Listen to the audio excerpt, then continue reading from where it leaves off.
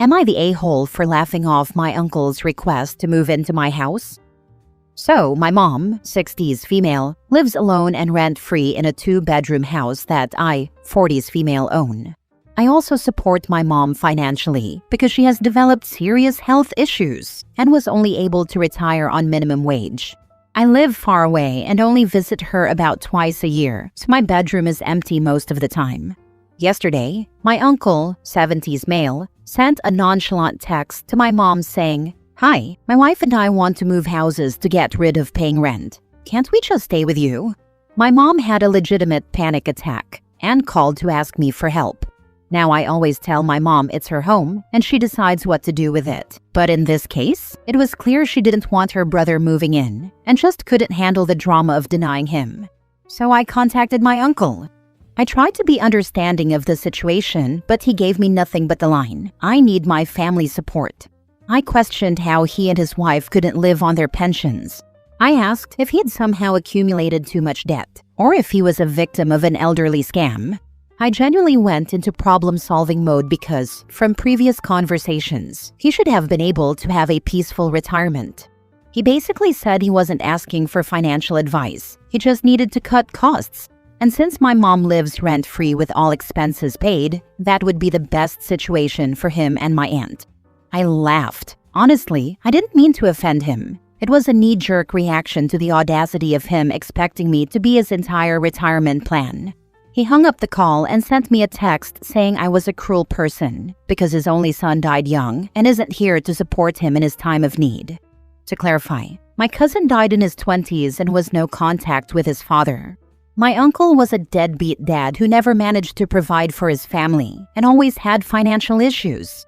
He abandoned his first wife and son to marry his current wife. They have been together for decades, and she has kids from her previous marriage. So I texted him and apologized for my reaction and told him that while my cousin is unfortunately gone, his first call should have been to his stepchildren. I told him that my mom has her own life and that I am not rich.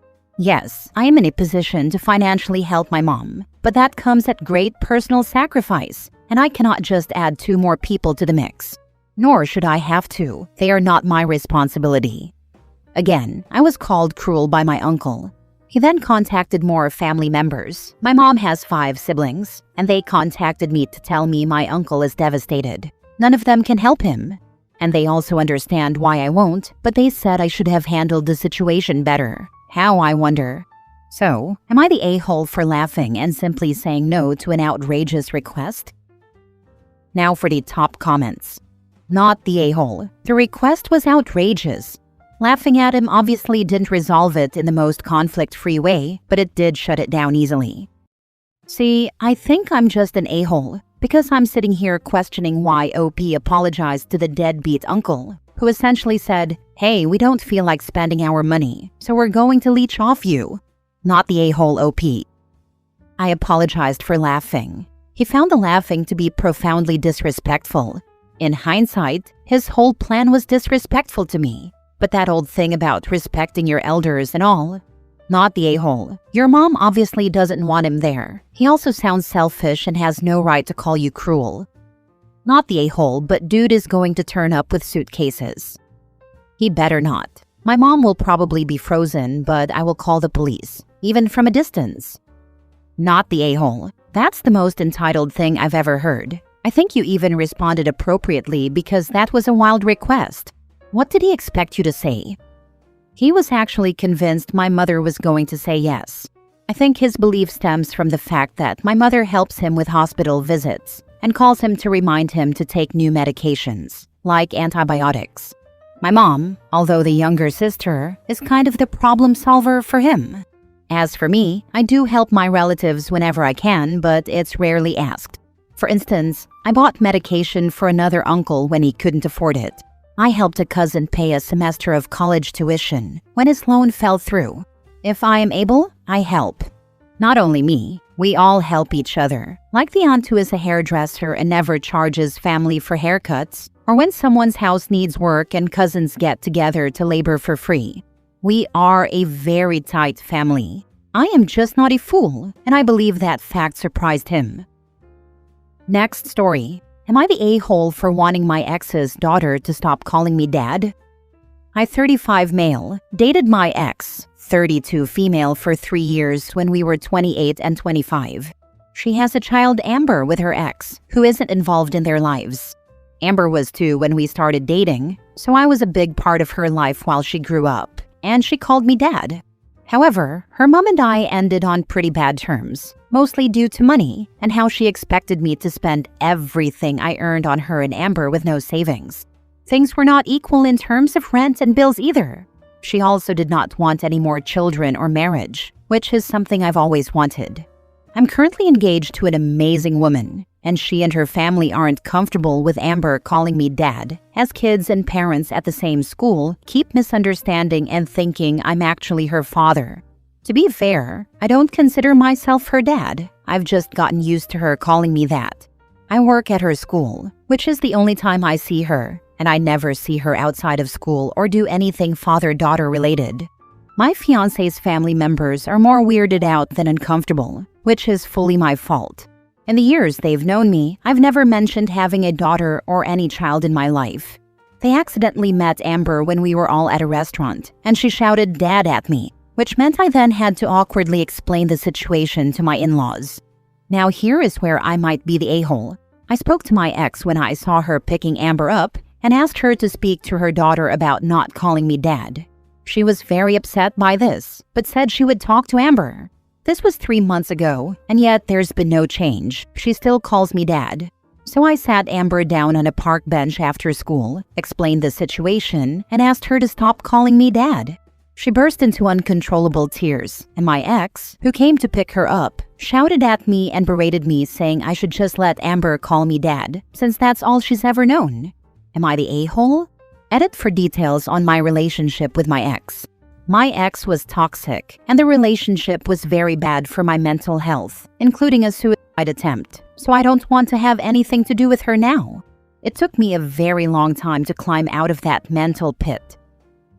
You and your ex are both a-holes for letting her call you dad in the first place, when you weren't married and you didn't love her like she was your own child. My daughter's father pretty much abandoned her at birth. When I dated, I never introduced her to anyone I wasn't serious about. And for the few men I did introduce her to, I never encouraged or allowed her to call them dad. It was bad enough that she grew up wondering why her bio dad didn't want to be in her life. I didn't want to add to the trauma by letting her form a bond with someone I wasn't ready to spend my entire life with, and who didn't love her or treat her like his own daughter. If you loved her like she was your daughter, you would still be in her life and wouldn't mind her calling you dad. Obviously, you didn't really see her as your daughter, so you never should have let her call you that. Imagine sitting a 5-year-old down and telling her to stop calling you dad. Brutal. Everyone sucks here. This is a tough situation. You aren't her dad, and you don't see her outside of school. It's probably better for her long-term not to call you that. But to her, you were her dad. She still sees you every day, and you had been letting her call you dad. You were her dad for almost as long as you weren't. You are all she knows. I can understand your fiancé being uncomfortable, but honestly, screw the other family members. It doesn't affect them in the slightest. A simple "oh, he dated the girl's mother" should be enough. It almost reads like they're embarrassed. Your future son-in-law has a kid? Oh my, let me clutch my pearls. My wording probably wasn't the best. My fiancé's family are more weirded out. They accidentally met Amber at a restaurant, and she shouted "dad" at me, which led to an awkward explanation to my in-laws. Ah, that makes sense. I can imagine the, "why is this girl calling you dad?" conversation. Still, asking you to tell her to stop seems a little extreme. That feels more like something between you and your ex. It wasn't their specific request. My fiancé and I talked about it and came to the conclusion that it was best for everyone. To be honest, I might have been the one to suggest it, but it was a long emotional conversation about my darkest times in the past, so I can't be certain. Next story. Am I the a-hole for not agreeing to pick up my niece at 3 a.m.? No questions asked? This happened a little over a week ago, and I'm still catching flack for it, so I thought I'd seek judgment. My sister had her friend over, and they were in the lounge with my sister's kid, who is 13. I'm not sure of the exact conversation before I went in, but I heard the friend Julie tell my niece Sam that if she ever needed to be picked up from somewhere, it didn't matter where, when, or why, she'd be there. That Sam could call her at 3 a.m. from the boonies, local lingo for an abandoned factory complex where interesting stuff happens about 40 minutes out of town, and she'd show up in her pajamas with McDonald's, no questions asked. Sam thought this was amazing and was gushing praise at Julie, who said it was nothing and that anyone would do the same. They then seemed to notice I was there, and Julie asked me if I would do the same. I said no, and that seemed to stop everyone in their tracks. So I clarified that, yes, I would pick her up, but there would certainly be questions, and it would be crazy not to have questions. Sam said I wasn't allowed to ask questions, and that it was none of my business. Julie was glaring at me for some reason and muttering something under her breath to my sister that I couldn't hear. I explained my reasoning. The boonies are over half an hour away, and there is no public transport to get there. If Sam was at the boonies at 3 a.m. and discounting the fact that she shouldn't be there, she wouldn't have gone alone. So there's another child to consider. She doesn't have any friends old enough to drive yet, so someone would have had to take them there. So I would need to first know that she was safe and unharmed, and at a minimum who she went with, how she got there, and where her friend was. If her friend went back with whoever brought them, then sure, I'd just take Sam home. But if her friend was still there, you can bet your butt we'd be staying until her friend was in the back seat and on her way home too. Sam got really huffy and said it was still none of my business, especially who she would have gone there with, and Julie made a comment about how it's not that deep. I said that it is that deep, and I know how Sam works. If I agreed to a no questions asked approach, then picked her up and asked questions later, she'd fly off the rails and accuse me of backstabbing her, which she's done before in other situations. Julie started going on about how I was implying she was irresponsible, that she was just trying to have Sam's back, but I was being a buzzkill and a nag, and that they never should have included me in the conversation. I could have said more because I really think Julie was in the wrong. I get the sentiment. But who tells a 13-year-old there would be no questions for being in the worst possible place at 3 a.m.? I left with a parting comment that I would pick her up if she needed me, and she didn't need to question that. But it is my responsibility as an adult to make sure everyone is safe, including her and her friends. Now I've been bombarded by people online, and some in real life, telling me I'm a crap person for not agreeing to save my niece when she's in trouble, and that I'm never going to be the fun aunt or have my niece's trust again. Some people are on the fence but think I'm more wrong than not, and that I got hooked on one specific scenario when it was just meant to be a blanket I'll be there for you thing. Kids are literal, especially Sam. I honestly don't see how I'm in the wrong, but every adult seems to think I am, so I'm after second opinions from people disconnected from the situation. So, am I the a-hole? My mom always said I could phone her whenever and wherever, and she'd drop everything to come get me if I needed it, especially if I was drunk and alone. She never said there wouldn't be questions, but she promised I wouldn't get into trouble for calling or asking, and that she wouldn't make me feel guilty for it. Not the a-hole. Some questions need to be answered, especially when safety is concerned. Others, like the why and what were you thinking questions, can wait until morning in a safe environment. Exactly what I've told my teen. He won't get into trouble for it, but there will be a discussion later. And the first question when he gets into the car is whether his friends are there and also need a safe ride home. This is the part people keep skipping. No questions asked is how you accidentally enable risky behavior. A better promise is, call me anytime, I'll come get you, you're safe, and we'll talk later. And yeah, if there's a friend involved, I'm not driving off while another kid is still out there. The mother is trying too hard to be cool. The there at 3 a.m. with McDonald's gave it away. I bet that kid doesn't get much discipline in general. That was Julie the friend who made the McDonald's comment. There used to be deserved discipline and gentle nudges toward better habits when Sam was younger, but now my sister is, letting her be her own person and discover what it means to be a functioning human. So she's kind of doing her own thing. I won't say I agree with it or really understand it, but she's not my kid, so I leave it be. Last story. Am I the a-hole for making my wife ride in the back seat because she couldn't stop distracting me? This happened over the holidays, and my wife is still upset with me about it. Our family went to visit my in-laws for New Year's. It's about a 3 to 4 hour drive, mostly highway, but it takes us through 2 metro areas with pretty significant traffic. My wife, 37 female, gets nervous about driving in traffic, so I always drive when we visit her family. She also tends to get car sick on longer drives and needs to sit in the front seat to help ease it. She has tried taking Dramamine in the past, but she's had an allergic reaction to it, so she doesn't take it anymore. I love my wife with all my heart, but she is not good at sitting shotgun. She makes huge reactions to any change in traffic, grabbing the handle, putting her hand on the dash, gasping, telling me to watch out, etc. It's not like I'm an aggressive or risky driver. I've never gotten a speeding ticket or been in an accident. But if there's a car half a mile ahead of us that puts on their brakes, she freaks out and acts like we're all about to die. It's incredibly distracting. I've talked to her multiple times about how her reactions actually make it more difficult for me to concentrate on driving, but she says she can't control herself because she's nervous in traffic. On the way to her family's place, she sat up front with me, and traffic was pretty bad. Lots of slowdowns due to weather conditions and, in general, just slow going. But I've been driving in cold weather my whole life and know how to control my speed and give lots of extra space to surrounding cars. I understand that you can't control anyone else on the road and that accidents happen, but I do everything in my control to keep my car and the people inside safe. The entire drive my wife was on edge, making all the reactions I mentioned. It's very distracting to have someone next to you doing that while you're driving. I mentioned this to my wife numerous times during the drive, and she always deflected blame onto me for the way I was driving.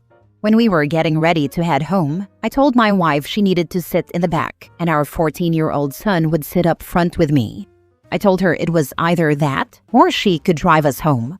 She got upset with me and started giving excuses about her car sickness.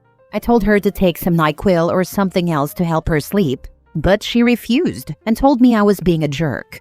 I told her she could drive instead, and she refused that too. Eventually, she reluctantly got in the back seat with our 11-year-old daughter. The ride home was much easier traffic-wise, and my wife sat pretty much silent in the back seat the entire time, pouting. When we got home, she told me that she felt ill the entire drive, but didn't say anything because she didn't want to make a big deal out of anything. She told me I humiliated her by making her sit in the back and that I should be more considerate of her feelings. Your feelings matter, but you proved on the way home that you can control your actions, which is what I'm asking you to do. My request is not about feelings, but actions that make us unsafe. Unpopular opinion, you're the a-hole for treating her like a child in front of your children, not for asking her to sit in the back. It sounds like she wasn't given a chance to control her reactions first. Your reactions make it really hard for me to drive safely. If you're not able to control your reactions, it would help me a lot if you sit in the back. Then give her a chance to control herself, knowing ahead of time that you'll pull over so she can sit in the back if she doesn't. It sounds like this is something you've been dealing with for 15 plus years. What was different this time? Kind of a last straw thing. I've tried talking to her multiple times and that's gotten nowhere. Like you said, 15 plus years of this is plenty of chances for her to control herself. Not the a-hole. She just proved that she can control herself. It's a Christmas miracle.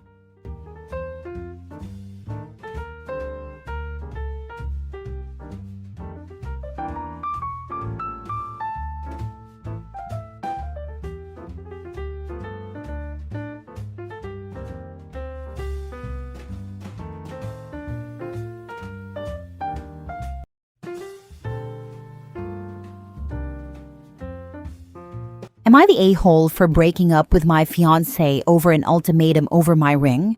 For context, I, 34 female, was previously married to my childhood sweetheart. We started dating at 16 and got married at 20. He passed away when we were both 25, and I didn't date anyone until 2 years ago when I met my ex-fiancé, 38 male. Let's call him Matthew for the sake of the post. I told him about my late husband and made it clear that, for me, his family were still my family, and that I visit the cemetery at least twice a month. to clean and take care of things. He agreed, and after he proposed, he even wanted to go to the cemetery with me to pay his respects. I continued to wear my wedding ring until my fiancé proposed. To be honest, I wasn't ready to part with it. I was talking about this with my mother-in-law, and she gave me a gold necklace and told me to put my wedding ring on it. I did, and I was very happy with my new necklace. When I got home, Matthew realized I was only wearing his engagement ring and was very happy. He said, "So you finally decided to get rid of the other one?" I said, "Of course not," and showed him the necklace. He just changed the subject. Fast forward to 10 days ago. I was going to wash my hair, so I took off the necklace and put it on the nightstand. After I got out of the bathroom, I realized Matthew wasn't home anymore, but I thought he had gone for a walk, to the supermarket or something. After I dried my hair, I went to sleep. The next morning, I tried to put my necklace back on, but couldn't find it. I panicked and started crying. I made a mess everywhere trying to find it. I called Matthew, but he didn't answer. I left voicemails, and after 2 hours he came home and found me crying, with our apartment a mess. He asked what happened, and I told him I had lost my ring. He helped me look for it, and after a while he told me we'd eventually find it, and made me some tea to calm me down. Last Wednesday, Matthew's mom called me and asked if she could come visit. I said yes. After some small talk, she got quiet, and then said, "I came here to return something, but you must not tell Matthew about it." Then she took my ring out of her purse and handed it to me. I started sobbing again while holding my ring, and she consoled me. After I calmed down a bit, she said Matthew had gone to her house a couple of days earlier and asked if he could keep something there, because it was a surprise and he didn't want me to find out. She said yes, and told him to put it in her drawer with her things. When she later went to look for her reading glasses in that drawer, she saw a little box and got curious and opened it. She said she immediately recognized my ring because it's unique, and I had shown it to her before. She grabbed it and came to find me. She said she didn't understand why he did that or what he wanted to do with the ring, but she knew it wasn't right and that I'd be devastated. She asked me not to tell him she gave me my ring back and said she would support me no matter what I decided to do. I didn't even have to think about it. I packed all my stuff and went to my mom's house. I blocked him everywhere. I thought about leaving a note or something, but I didn't think he deserved it after what he did. I only left his ring behind and left. I've been at my mom's since she lives in another city. Matthew has been trying to contact me ever since, calling every single person he knows who has my number, including my mom. My mom and my brother are fully on my side and told him they don't know where I am, but my friends are pressuring me to talk to him. None of them know what he did. I'm planning on changing my phone number or something because I can't handle it anymore. My mother-in-law told me to go stay with her for a while because my ex would most likely come looking for me at my mom's or my brother's place. I think I'll do that because I feel so tired, but at the same time, I'm starting to question if I handled it the right way or if I was being immature or something. Now for the top comments. Not the a-hole. He's jealous of your deceased husband. He's insane. Please seek therapy to find the peace you deserve. If you value your friends, tell them what he did. If they are true friends, they will immediately understand and side with you. Or is there a reason you don't want to tell friends? I didn't want to make an even bigger deal out of it because I'm tired and don't want to talk about it, and deep down I'm scared of listening to others' opinions. I love my friends, but I just didn't want to risk them saying things about my late husband or something like that. I think I'm just overthinking everything, but I don't know. By keeping this information from them, you are allowing your ex to tell them anything he wants. It's up to you whether to tell them the truth or not. Just be aware that they will believe him if you don't say anything. Not the a-hole. I could understand him having feelings about the ring and asking you not to wear it daily. Him taking it and watching you sob over it is insane behavior. We talked about it, and he said the rings as a necklace was a good compromise, and he said he would tell me if things change. But he decided to try and get rid of it on his own. It's honestly heartbreaking. Not the a-hole. Good for you for walking away now. The thing that gets me is that he helped you search for a ring that he had stolen. Honestly, it made me a little scared. What else is he capable of hiding or acting like everything is fine? Edit. I'll add a small edit because some people are repeating the same things. I think some of you are trying to equate losing a spouse with breaking up with someone, and it's not the same. I don't think any widow or widower ever stops loving their late spouse. Do I need therapy? Maybe, but don't we all? And for people who think I never gave Matthew his place, I'll leave this here. I talked to him and told him to talk to me if something bothered him. When we moved in together, he asked if I could not bring all the pictures I had with my late husband, and I agreed. He asked if I could visit the cemetery less frequently, and I did. He never asked me to take my ring off, and when I showed him the ring on the little chain, he said, "Okay, 5-minute crafts," and then said, "It's actually cute as a pendant." I don't know what else he wanted from me. I never dismissed or ridiculed any of his concerns or feelings. I was always willing to talk openly about anything. If he decided not to talk to me about it, there's not really anything I could do. Next story. Am I the a-hole for wanting to keep my engagement ring from my late fiancé? I, 36 female, lost my fiancé nearly 11 years ago in a car crash. We were both in the car, but I got out with only minor injuries while he died instantly. This messed me up quite a bit, and I was in and out of therapy and support groups for years because of it. The support group is where I met my current partner, 45 male. He is a widower who lost his wife to cancer, and we understood each other's pain a lot and bonded over it. 3 years ago, we started dating, and we moved in together last month. I've remained close with the family of my late fiancé since I lost him, and they were a great support to me in the first few years. However, his mother, 61 female, asked me last week for the ring he gave me back, since I'm now seriously involved with another man.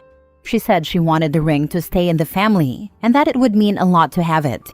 This upset me. The ring he gave me wasn't a family ring, and it's a garnet and emerald ring he picked out, because those are our birthstones. And I didn't want a traditional diamond. We picked the ring out together, and he saved for months to buy it for me.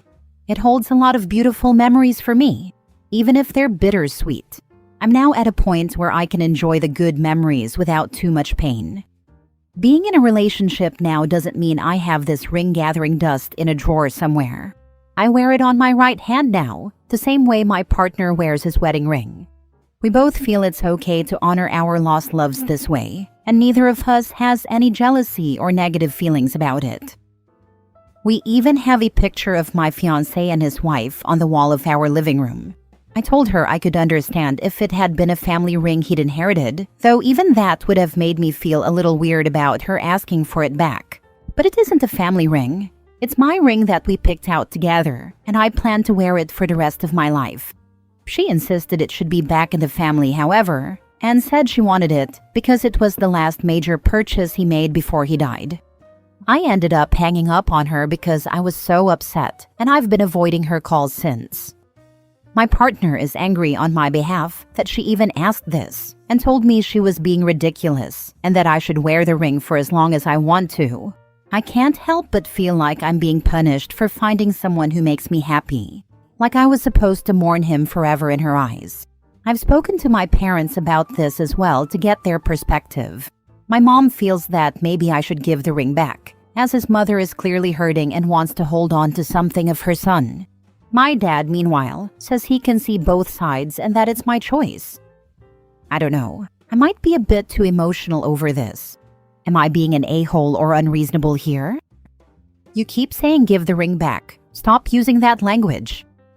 There is no one to give it back to. It belongs to you and only you.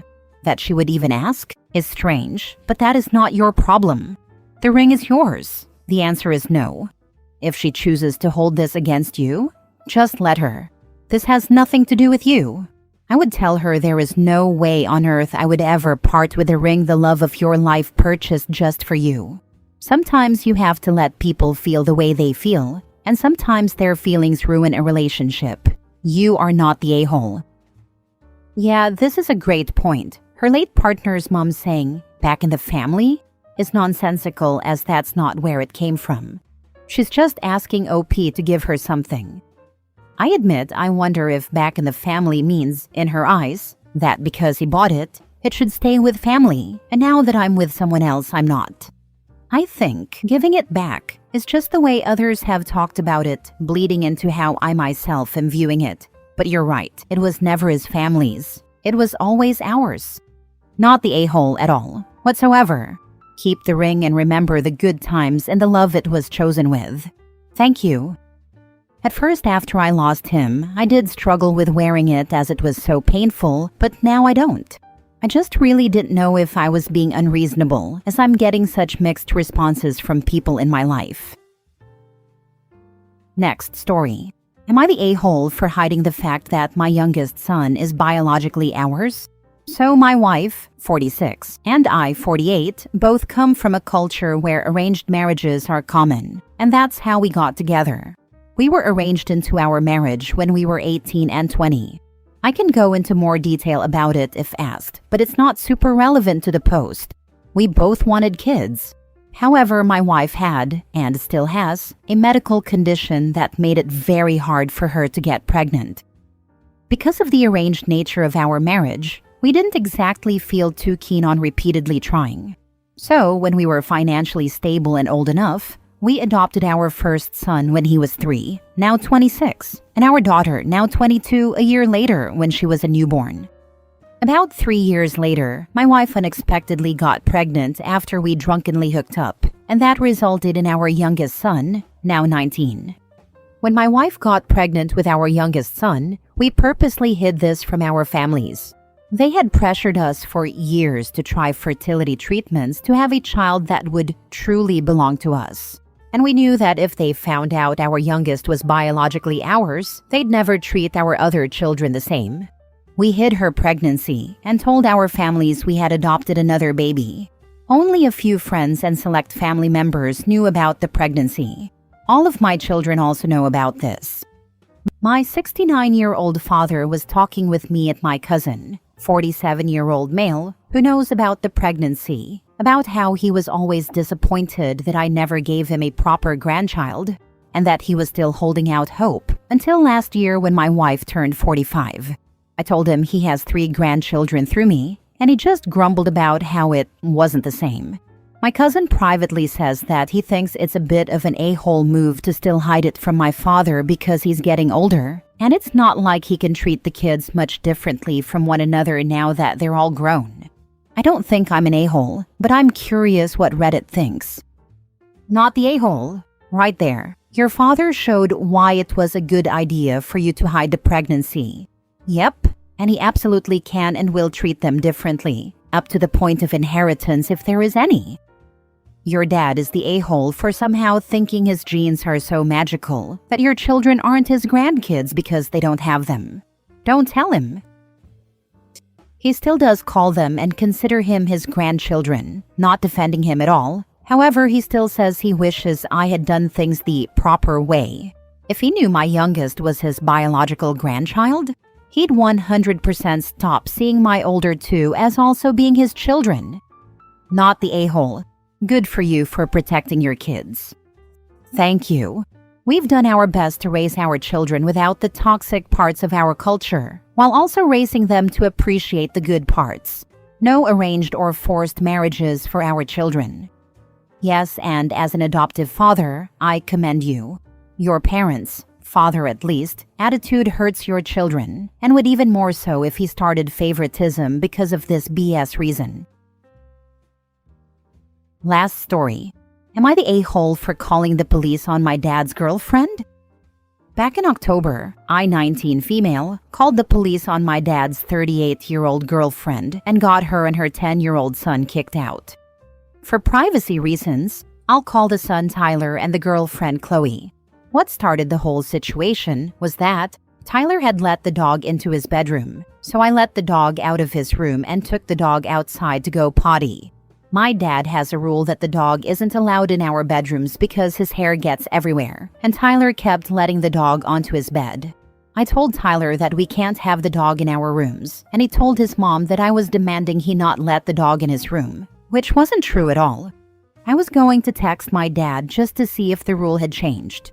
when Chloe came around the corner and started telling me that I had no place to parent her son, that I'm not his mother, and that I'm not the owner of the house. I tried to explain my side of the story, but Chloe just kept talking over me, almost yelling. I went to my room and called my dad to tell him what was going on. As soon as my dad picked up, Chloe came barging into my room, saying I was starting drama and being immature. My dad kept telling her not to talk to me like that and to leave me alone. Chloe said that if my dad wanted to talk to her, he could call her himself before slamming the door. After talking with my dad, I went outside to the backyard to calm down.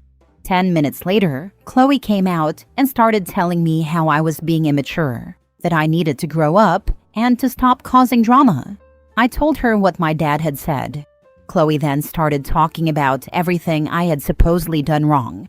The thing is, Tyler has stolen from me and my dad, destroyed mine and my dad's property, is extremely disrespectful, lies and gets aggressive when told no, and Chloe keeps justifying his behavior. I told Chloe all of this and said that this wasn't about me when Tyler started the whole thing. I told her this situation wasn't that big of a deal and that she needed to grow up because she was acting like a child. Chloe got into my face and backed me up into a corner using her stomach. Chloe then pulled out her phone and started recording everything without my consent. That's when I called the police. When the police got to my house, she was saying things about how I would attack her son for no reason and that I'm mentally unstable. I have been hospitalized for bipolar disorder, but I have never once put my hands on Tyler. After getting both sides of the story, the police decided to arrest Chloe for domestic violence. On the way to the cop car, Chloe said I was lying, but there was camera footage of her following me around. After the whole thing, Tyler texted me saying that I had no right to call the police on his mom. Am I the a-hole? Not the a-hole. I hope your dad kicks her and her son out. If not, do you have a safe place to go? I do not have another place to go, but luckily they are gone. Not the a-hole, but if this was in October, what's going on now? If you're still in this situation, then you may need to get out. It's not healthy. The case is still ongoing. I live in the US, and if you know anything about the court system here, they like to drag things out.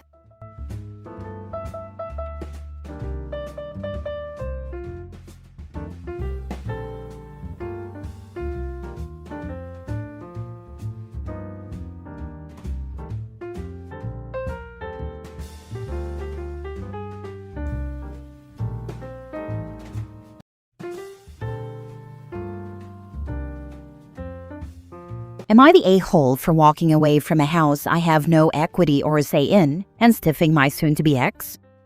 Before we got married, my in-laws sat me down and explained that I was never going to be on any paperwork for the house they helped my fiancé purchase as a wedding gift. They insisted on an ironclad prenup. I got a lawyer and made sure I was protected as well. After we got married, I contributed to the expenses of our household 50-50, mortgage and everything. It was a little more than I paid in rent and utilities, but I figured we were building a future together. I make a decent living as a welder, and I do not own a lot of stuff. I have a truck, a welding lid, a laptop, and some clothes.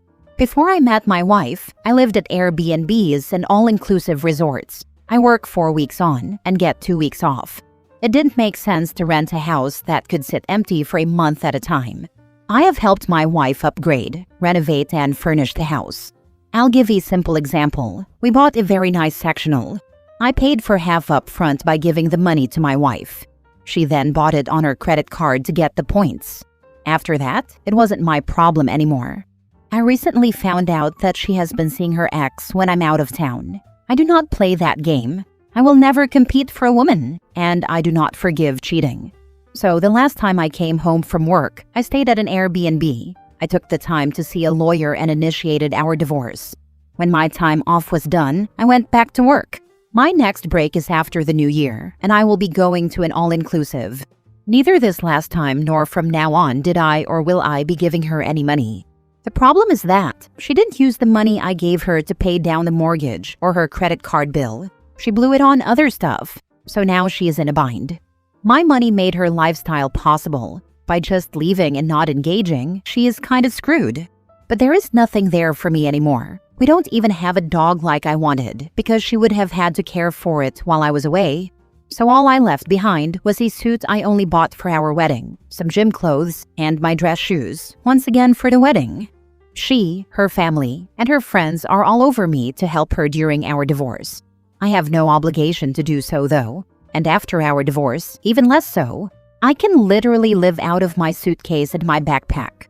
My only living expense beyond housing is long-term parking for my truck. Even my mom seems to think I am screwing her over and punishing her too harshly. I personally can't believe my mom would take her side, but my parents' divorce was really antagonistic, and their inability to communicate led to both of them being much worse off than if they had cooperated and ended things amicably. Am I the a-hole? Now for the top comments. You are not the a-hole. She cheated. You're leaving. Up to her and her family if they want to deal with the consequences of her actions. Sucks for her, but actions have consequences. And her parents are the ones that made sure that she'd be on her own financially when they split. They just never foresaw that she'd screw it up for herself. The prenup works both ways. They kept him out of it and she faffoed. Not the a-hole, but I don't understand why friends and family are on her side when she is most likely cheating on you. That doesn't make sense. Not my problem anymore. Anyone that contacts me on her behalf I block, except my mom. Depending on how vocal your mother is, you may want to lower contact with her, or at least set boundaries about what you're willing to discuss. I'm out of town a month at a time, and when I'm off, I will go back to being on vacation. I already barely see her. Not the a-hole, and cancel Christmas with your mom, unless she stops playing a traitor. She's certainly old enough to know better. I'm not going to be back in town until January. I'm going to Belize then back to work. Next story. Am I the a-hole for canceling a third date over a peanut allergy? A friend of mine set me up on a date with a coworker of hers. She said we were perfect for each other. Our first date was at a coffee shop, and then we arranged to meet up at a botanical garden the next week. While we were at the botanical garden, she told me about her peanut allergy, which she described as life-threatening. I told her that must be stressful, and she said it was. We arranged a lunch date for this week at the end of that date. After that date, I started thinking. I love peanuts and eat them all the time. I put peanut butter in or on a lot of stuff, including my dog's toys, which he drags all over my apartment, getting invisible peanut oil everywhere, I'm sure. I can't see a potential relationship with this woman ever progressing to a serious stage without me changing my diet and habits. At this point, we've only been on 2 dates, and I think it would be more respectful of her time not to go on a third. So I called her and told her I was sorry, but we needed to cancel. She asked if I wanted to reschedule, and I apologized, but said I didn't think we would work out long term. She asked why, and I was honest. I said I really like peanuts and would be nervous about potentially harming her. She said there were a lot of safety precautions we could take to keep her safe, and I admitted I knew that, but didn't want to do them. She said wow, and told me I'm immature. I apologized again, but she hung up. She told my friend what happened, and my friend is confused by my reasoning. She said her coworkers said I'm a massive douche. I don't feel like I am. We only went on 2 dates. 2 dates don't imply any commitment. I asked her if she agrees I'm a douche. She said she's not sure, but that my logic is definitely weird. Do you guys agree? You like peanuts more than you like her. That's fine. It could have just as easily been reversed if she didn't like dogs and dropped you because you have a dog. And that's fine too. My son has a life-threatening allergy to cashews and pistachios. I pray that any future dates would gracefully bow out if they were not willing or able to remove those items from their life. Kissing someone after eating those foods can cause a reaction. You did the right thing, OP. I like your example. If someone found out I had a dog and then said they didn't want another date because they don't like dogs, I would be grateful. We wouldn't ever be able to live together, so why waste my time? Not the a-hole. You're not compatible. Exactly. That's exactly my mindset. There are no bad guys in incompatibility. Not the a-hole. You don't need a reason to decide not to date someone, but a peanut allergy is a perfectly good one. If you eat a lot of peanuts and don't want to give them up or deal with all the precautions to protect her. I probably would have just told her I'm not feeling the connection I want to feel in a relationship and feel it's best we both move on. Getting specific about why you don't want to date often brings a pretty negative response, so I prefer to keep things neutral. The truth is that some people don't take rejection well and will get butthurt no matter what you say.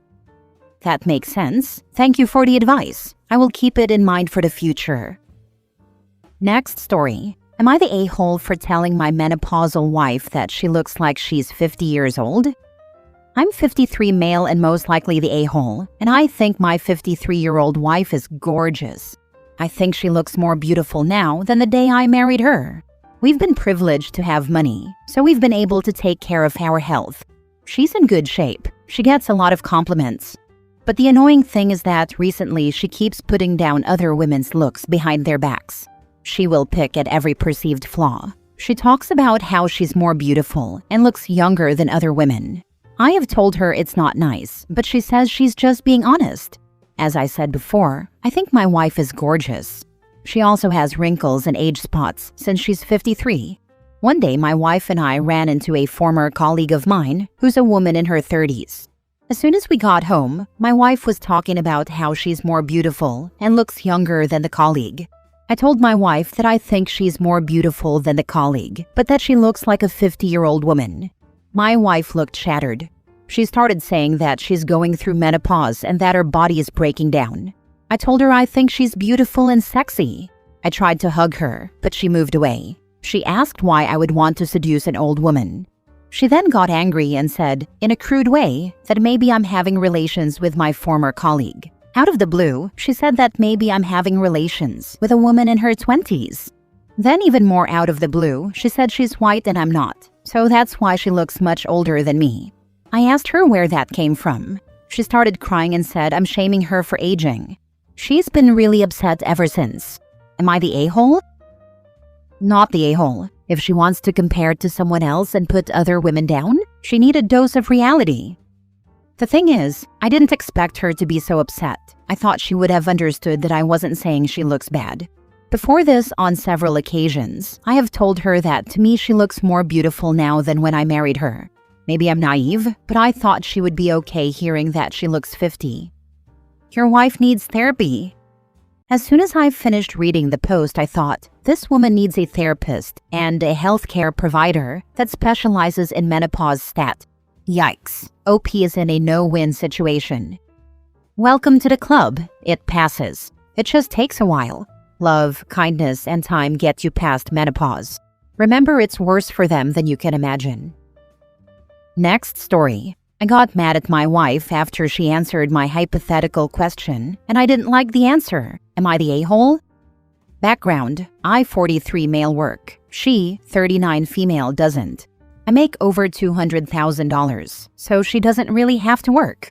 However, she came into the marriage with $40,000 in credit card debt, so I asked her to get a job just to pay her credit cards off, and then she could quit. As she was browsing job postings yesterday, she came across one where the upper end of the salary range was over $300,000, and she joked that she might be making more than me, maybe thinking that I would be insecure about it. On the contrary, I told her I would love that because we could then split the bills. She immediately said no. I thought she was joking, but she was not. I was caught off guard and pressed her on it and asked if she would really not contribute even if she were making more than me. She said she would contribute, but took issue with splitting 50-50, saying she would never do that, even if she made more than me. Keep in mind this is all hypothetical, and it's very unlikely she would make more than me, but it still bothered me and turned into a fight. I decided to drop it, but I woke up this morning and it's still kind of bothering me.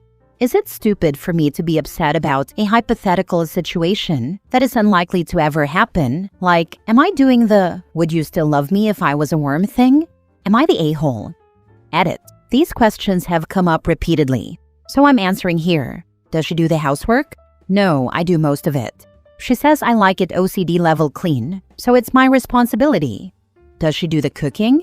No, we used to both cooks, but she doesn't like to cook anymore, so now it's just me. Although we get takeout a lot, so I'm not cooking every day. Do you have kids? No, not planning on kids either. How is it possible she has such a high credit line if she's unemployed? She had a job making about $100,000. She lost her job last year during mass layoffs at her company. She already had the credit cards. Why did she rack up so much debt? Was it medical bills? She got a pretty sweet severance package and lived off that for a while. She started freelancing, and I assumed she was making enough to squeak by. She wasn't. She covered the difference with her credit cards for almost a year. How did you not talk about this before? You mean, how did I not ask her if one day she made more than me, would we split the bills 50-50? It's a near impossibility that she would ever make more than me. It never crossed my mind to ask. This all started as a joke. Second edit. More frequently asked questions. Why would you marry her if you knew this? We've been together over 8 years and recently got married. She's had a job making decent money. She paid her own rent, bills, etc. She used to help with the cooking and cleaning, but that eventually stopped. What does she do all day? To be honest, I don't really want to get into that. This was supposed to be a question about getting upset over a hypothetical situation. I was worried I was being stupid for caring. It turned into something much bigger. What do you get out of the marriage? We've been together for a long time. We started dating when I was a broke grad student living with 3 roommates. I worked hard, got several promotions, and my salary kept rising. What I get out of the relationship is not measured in dollars or chores. It's about the love I have for her and the love I get from her. It's about how I feel when I'm with her and how I can be completely myself around her without ever feeling judged. Basically everything you want from a relationship, minus the dollars and chores. She has massive credit card debt, doesn't work, doesn't clean, and doesn't cook. This isn't your wife. She's your sugar baby. She's effectively using you for money. Bro got a real-life labubu. Ask her what would happen if you lost your job. That should be an eye-opener for you. But no worries, OP, because it's completely hypothetical, and no one has ever been laid off before. Did she say why? Does she have some kind of view that financial support is a man's job? Is she just cheap? Not 100% sure. She did say she would contribute, just not 50-50. So it feels like she has some level of, it's a man's job to provide. No, it's not weird that it bothers you even though it's hypothetical. It says something not nice about her bent of mind and or character. OP, listen to people when they tell you who they are. No idea what that means for you from this little context, but eyes up. Last story. Would I be the a-hole for not giving my son's ex-girlfriend a ride back home from college for winter break? I have an 18-year-old son that I share with my ex. My son just finished his first semester of college. He goes to my alma mater, which is on the other side of the country, United States, from where we live. A couple of years ago, he started dating the daughter of one of his mother's best friends. She decided she wanted to go to the same school as my son and is attending the same college. Since she left for college, her parents' marriage has imploded. She has also apparently been having a hard time finding friends at the college. She started treating my son badly, and this culminated in her kissing another guy. My son broke up with her after finding out. That was 2 weeks ago. Winter break is about a month long. She had been planning to ride with my son back home. She does not have a car. I flew to the college to ride with my son in his car back home. She apparently assumed that my son was still giving her a ride because she asked my son when we were planning to leave tomorrow to drive back home. My son told her that she is not getting a ride. This resulted in her calling her mother, who called my ex, who then called our son and demanded that he give her a ride. She has no other way home, and the plane ticket is about $1,200. Plane tickets in the US are a mess right now. He refused. My ex then called me since I am here and demanded that I give her a ride. Since it is technically my car, I am the only person on the title. I told her I am going along with whatever our son wants to do. Apparently, this is causing all types of issues for my ex and the girl's parents as they try to figure out how to get her home. Am I the a-hole? Not the a-hole. Her treating him badly and kissing another dude just cost her family $1,200.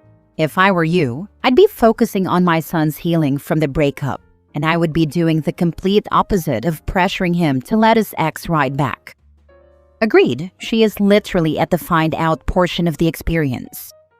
Just give the girl a ride home. Jesus Christ, be the grown-up here. Your son made the commitment to give her a ride. Backing out and leaving her stranded is a-hole behavior. Show him how to be the bigger person here. Punishing her in this way accomplishes nothing. I do not think my son is being petty here. She treated my son like crap. I have read the text exchange between them in the month before he found out about the kiss. He breaks up with her and she never apologizes, blames him, and after the breakup uses his grandmother's death, my mom, who he was extremely close to, as a dig at him. He blocked her and she had to call from a friend's phone. The only reason I would even consider doing this is because her parents found out about the breakup for the first time a couple of days ago, and it is going to be difficult for them to get her home for Christmas. But this is not pettiness. If I thought it was, I would tell him to suck it up and we are taking her. She did not tell her parents either. I was apparently the only one of the 4 biological parents who even knew about the breakup until a couple of days ago. I posted here because I feel bad for her parents and the difficulty they will have in getting her home, especially with the dorm closing Tuesday night. But I do not feel bad for her, based on how she has treated my son.